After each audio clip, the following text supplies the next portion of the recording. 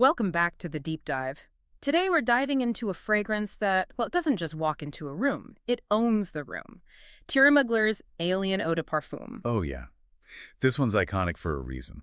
And looking at the sources we've gathered for you, it's really clear this goes way beyond just, smelling nice. It's basically a statement. A very bold statement. When it first came out, it wasn't playing the subtle game. It was aiming for something different, disruptive, even otherworldly confidence. Exactly. But how does it do that? How does a mix of scent notes manage to project this really intense but also highly rated vibe of divine femininity and mystery? That's what we're trying to figure out. That's the mission. Our sources really break it down, not just the marketing talk, but the actual structure, the emotional reaction it gets, which can be pretty polarizing, Right. and why it scores so incredibly high technically.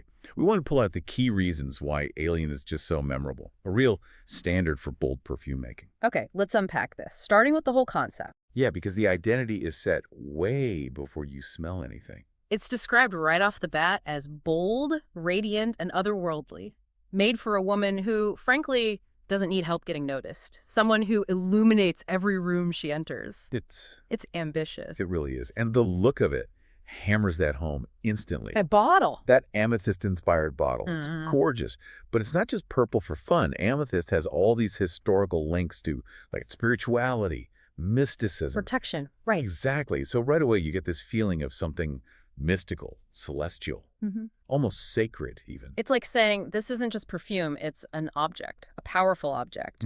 But being that bold, doesn't that risk pushing people away? The sources even say it's defined by what it's not. It's not for blending in, it's for standing out. That's the whole point, though. In a world full of these really light, clean, minimalist scents, is that kind of aggressive confidence maybe too much for some people? You'd think so, maybe. But Alien's success kind of proves there's a huge appetite for that confidence. The sources are really clear. Alien is more than perfume. It's a presence. It really challenges that idea of quiet elegance. It's basically saying, look at me, remember me. And the key thing, which we'll get into, is that the way it's blended is so skillful that the boldness feels like impact, not like shouting. Okay. Here's where it gets really interesting. The notes. The bottle suggests mystery, but the scent itself, that's where the depth is. You hear otherworldly, you might expect something totally synthetic and weird. Right, like lasers and space dust. Yeah. But the structure is almost classic, floral-woody-amber, just dialed way up. It's a masterclass in using just 3 core elements and maximizing them. That cosmic depth they talk about, that comes from the quality and the careful use of those ingredients. So let's break those down. The opening, bright, luminous, top note, Sambac Jasmine. Now, jasmine's in tons of perfumes. Very common. But the sources make a big deal that this is hand-picked in India. Why does that matter? Is that real quality, or is it just, marketing spin for the price tag? Well, it's probably a bit of both, let's be honest. But mostly quality. Okay. Sambac Jasmine specifically tends to be creamier, a little greener, more radiant than other types.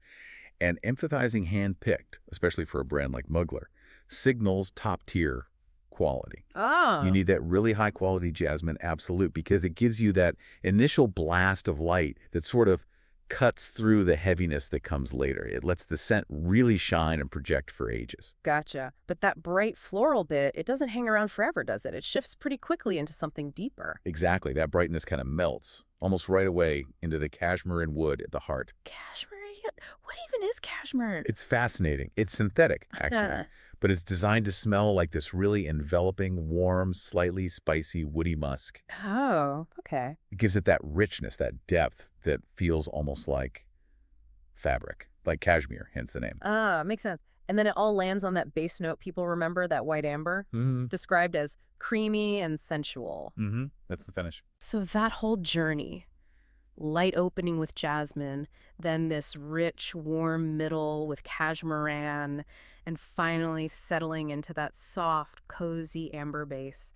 Sounds like a perfect story arc. It really is a complete sensory narrative. That opening is bright, yeah, but the dry down with that white amber, that's where the magnetic reputation really comes from. The addictive part. That's the addictive, lasting sweetness. The way it unfolds, bright, then enveloping, then deeply feminine. That's what makes it feel less like just a scent and more like an aura. An aura, okay. But an aura this intense probably needs the right setting, right? The sources are pretty specific about when to wear it. It's not exactly an anytime kind of fragrance. Definitely not your kick-around-town daytime scent, no.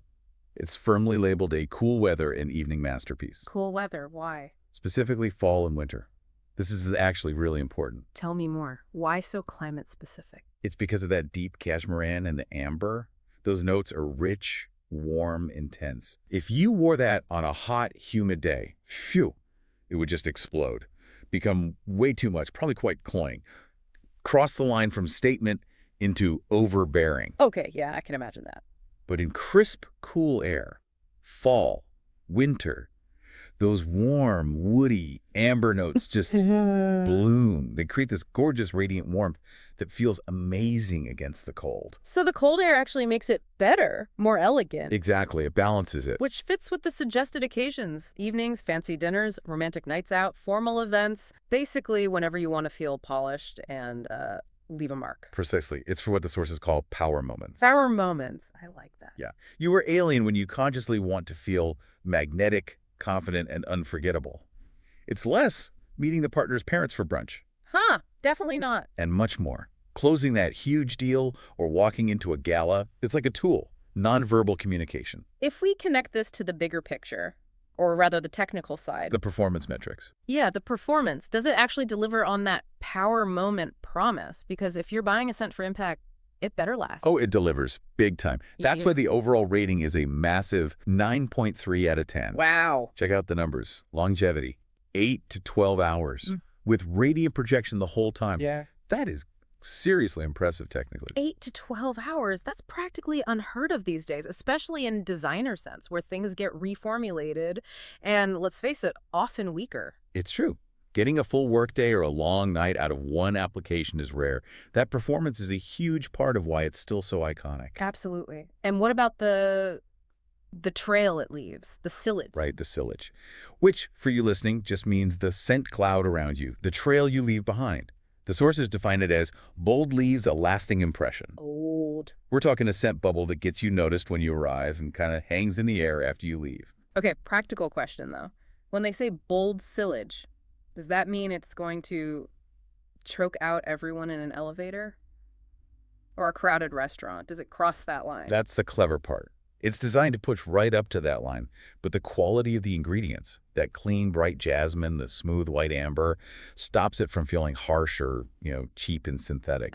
The quality saves it. It's loud, sure, but the fact that it has such high mass appeal, rated as universally loved, especially by women, suggests most people find the boldness beautiful, not annoying. So powerful, but not obnoxious. That's a fine line to walk. A very fine line. The summary puts it perfectly. Not subtle, but for elegance, mystery, and impact, it's divine. And that impact, looking at what actual users say, it seems like that's exactly what people want from it. The emotional reaction lines up perfectly with the whole concept. It really does. The feedback isn't just, oh, it smells nice. No, it's way deeper. We have these direct quotes. This one nails it.